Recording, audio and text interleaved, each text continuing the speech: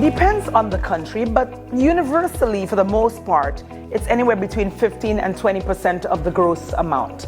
But again, it's important to be in this business, like in any business, out of passion and not so much just looking at dollar signs, because there are other factors that are involved in the compensation. So while it may be between 15 and 20% on average universally, maybe working with a particular brand or product or service or company raises the prestige for the talent, for the model, as well as for the agency. And so having that alignment could gain you returns in the future, continuous returns with other brands for having done this. So not always be hard and fast about the fact that, the agency is supposed to give me 20% on all jobs. There's some jobs where you may want to be a little bit flexible because the value that you get back from that particular job may lead to so much more in the future. So it's really, the models that do the best and make the most money are the ones that have the personalities that are very communicative, where there's transparency between the agency and the model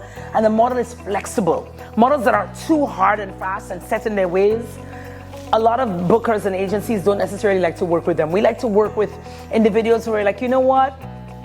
Let me know what you are thinking. I trust you. Tell me what you're thinking and let's see how we can agree. That's the best.